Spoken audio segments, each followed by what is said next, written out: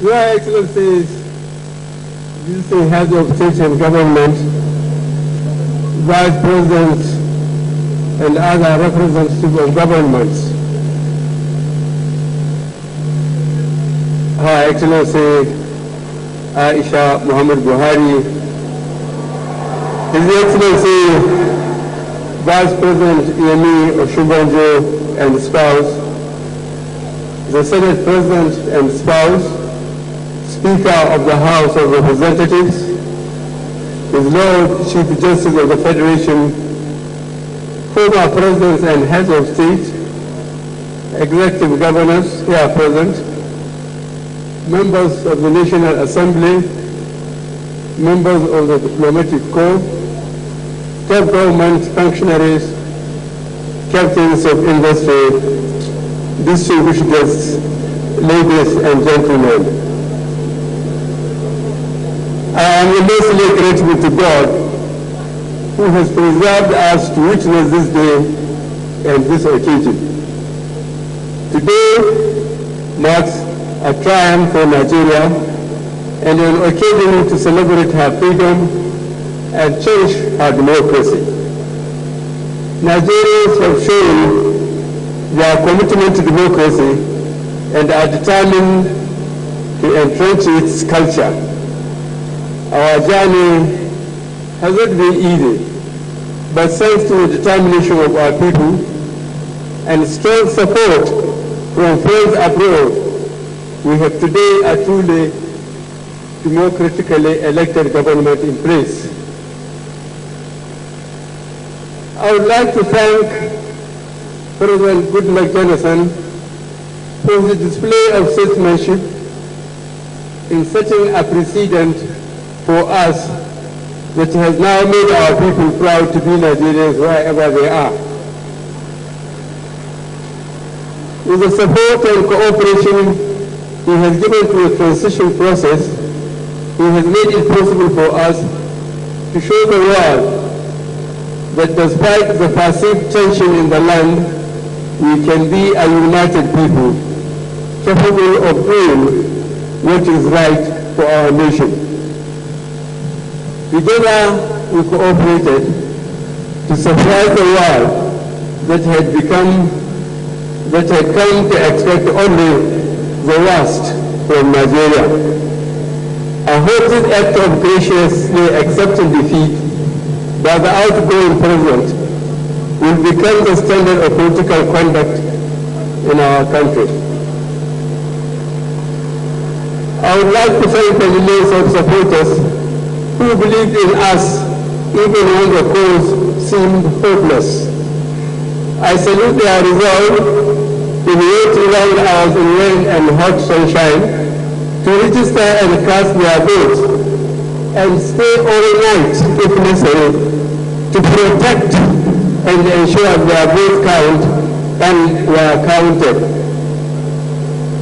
I thank those who tirelessly carried the campaign on the social media. At the same time, I thank our other countrymen and women who did not wait for us, but contributed to make our democratic culture truly competitive, strong, and definitive. I thank you all. Having just a few minutes ago said by the Holy Book, I intend to keep my oath and serve as President to all Nigerians. I belong to everybody and I belong to nobody.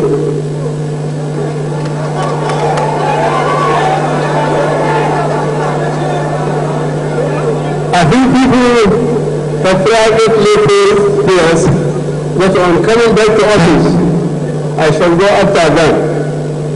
These fears are groundless. There will be no paying off old scores. The past is followed.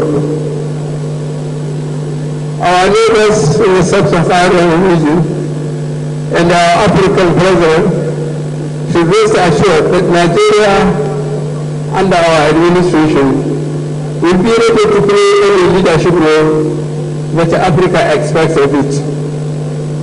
Here I would like to thank the governments and people of Cameroon, Chad and Niger for committing their armed forces to fight Boko Haram in Nigeria.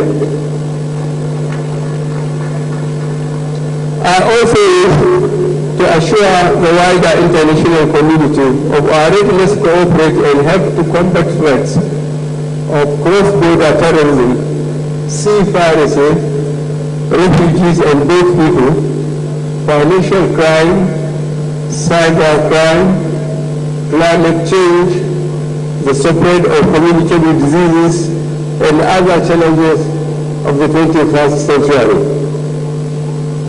At home, we face enormous challenges: insecurity, pervasive corruption, the hitherto unending and seemingly impossible fuel and power shortages are the immediate concerns. We are going to tackle them head-on. Nigerians will not regret that they had entrusted national responsibility to us. We must not succumb to hopelessness and defeatism. We can fix our problems.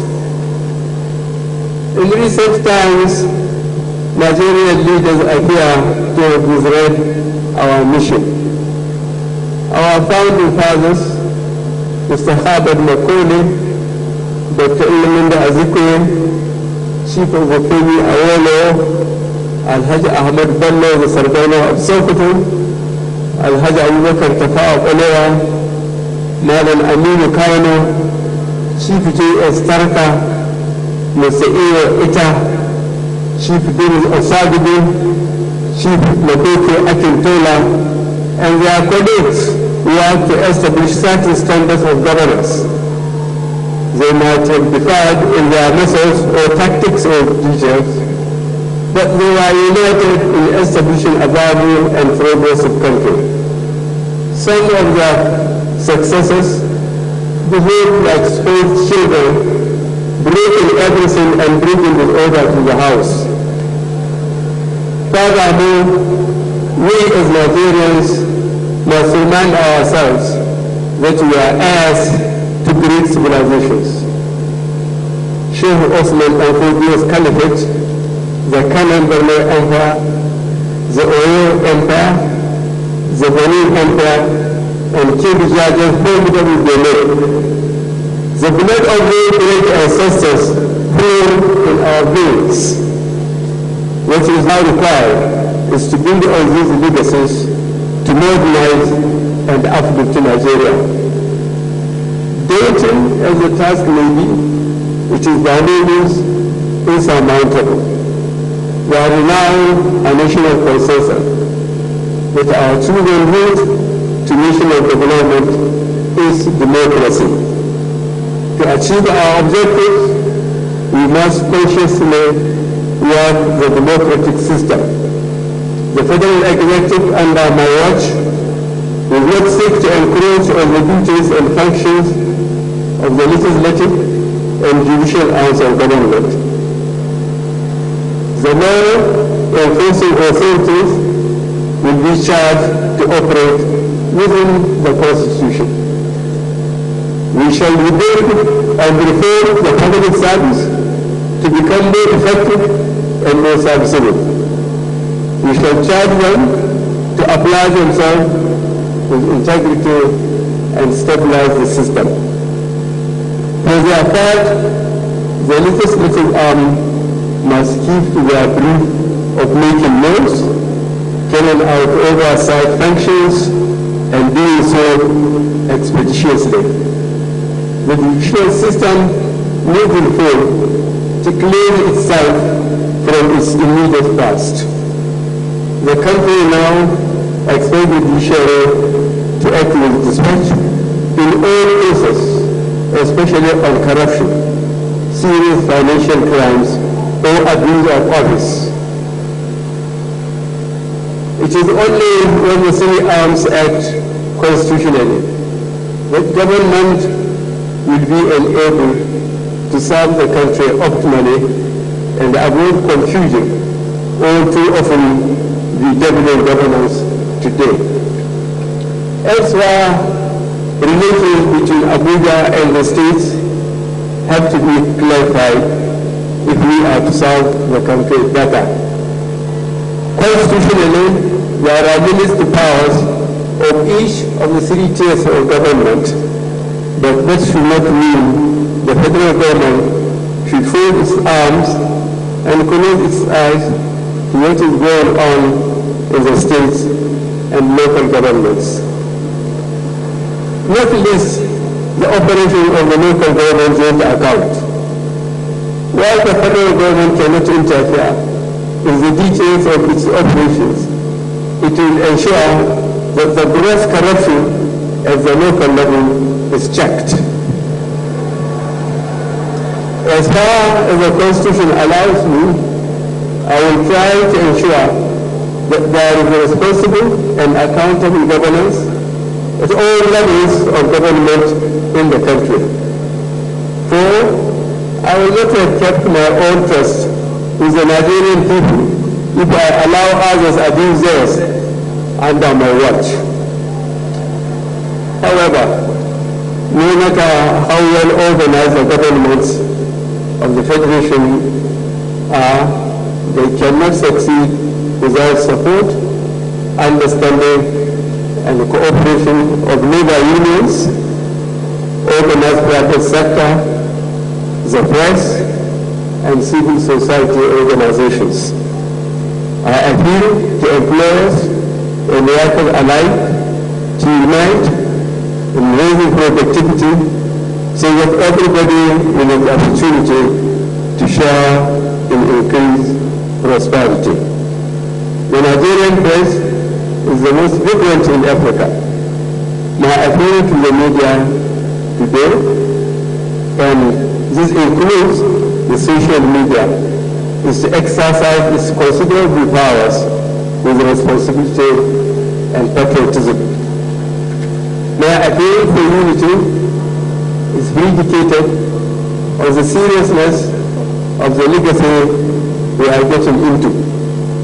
With depleted federal reserves, falling oil prices, leakages, and debts, the Nigerian economy is in deep trouble and will require careful management to bring it around and to tackle the immediate challenges confronting us, namely Boko Haram, the Niger Delta situation, the power shortages, and unemployment, especially among young people. For the longer term, we have to improve the standards of our education. We have to look at the whole field of Medicare. We have to upgrade our dilapidated physical infrastructure. The most immediate is Boko Haram's insurgency. Progress has been made in recent weeks by our security forces, but victory cannot be achieved by placing the command and control center in Abuja. The command center will be relocated to Maiduguri and remain until Boko Haram is completely subdued. But we cannot claim to have defeated Boko Haram without rescuing the Chibok guards and all other innocent persons held hostages by the insurgents. This government will do all it can to rescue them alive. Boko Haram is a typical example of small fires causing large fires.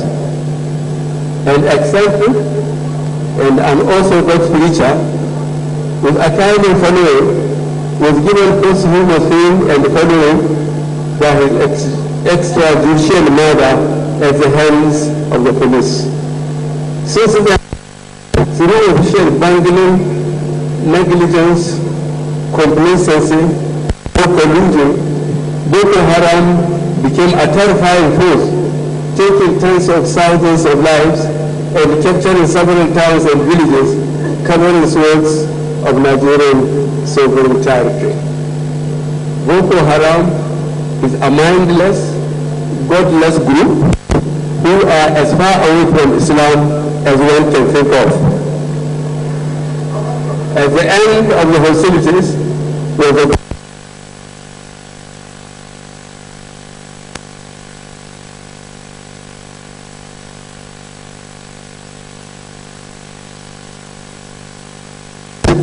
of the movement, its sponsors, the international connections, to ensure that measures are taken to prevent a recurrence of this evil. For now, the armed forces will be fully charged with prosecuting the fight against Boko Haram. We shall overhaul the rules of engagement to avoid human rights violations in operations. We shall improve operational and legal mechanisms so that disciplinary steps are taken against proven human rights violations by the armed forces. Boko Haram is not only the security issue bedevils our country. The spate of kidnappings, armed robberies, has man-farmers clashes, cattle rustlings, all help to add to the general air of insecurity in our land. We are going to erect and maintain an efficient, disciplined, people-friendly, and well-compensated security forces within an overall security architecture. The amnesty program in the Niger Delta is due to end in December. But the government intends to invest heavily in the projects and programs currently in place. I call on the leadership and people in these areas to cooperate with the state and federal government in the rehabilitation programs, which will be streamlined and made more effective. As ever, I'm ready to listen to grievances of my fellow Nigerians. I extend my hand of fellowship to them so that we can bring peace and build prosperity for our people. No single cause can be identified to explain Nigeria's poor economic performance over the years than the power situation, which is a nation of shame. With an economy of 180 million generates only 4,000 megawatts and distributes even less. Continues tinkering with the structures of power supply and distribution, and close to United States $20 billion expended since 1999 have only created darkness, frustration, misery, and resignation among the Nigerians. We will not allow this to go on. Careful studies are underway during this transition to identify the quickest, safest, and most effective way to bring light and relief to Nigerians. Unemployment, notably youth unemployment, features strongly in our party's manifesto. We intend to attack the problem frontally through revival of agriculture, solid minerals mining, as well as credits to small and medium-sized businesses to kickstart these enterprises. We shall quickly examine the best way to revive new industries and accelerate the revival and development of our railways, roads, and general infrastructure. Your Excellencies, my fellow Nigerians, I cannot recall when Nigeria enjoyed so much goodwill abroad as now. The messages I received from East and West, from powerful and small countries, are indicative of international expectations on us. At home, the newly elected government is basking in a reservoir of goodwill and high expectations. Nigeria, therefore, has a window of opportunity to fulfill our long-standing potential of pulling ourselves together in realizing our mission as a great nation. Our situation somehow reminds one of a passage in Shakespeare's Julius Caesar, and I quote, "There is a tide in the affairs of men which, taken at the flood, leads on to fortune. Omitted, all the voyage of their life is bound in shadows and miseries," unquote. We have an opportunity. Let us take it. Thank you.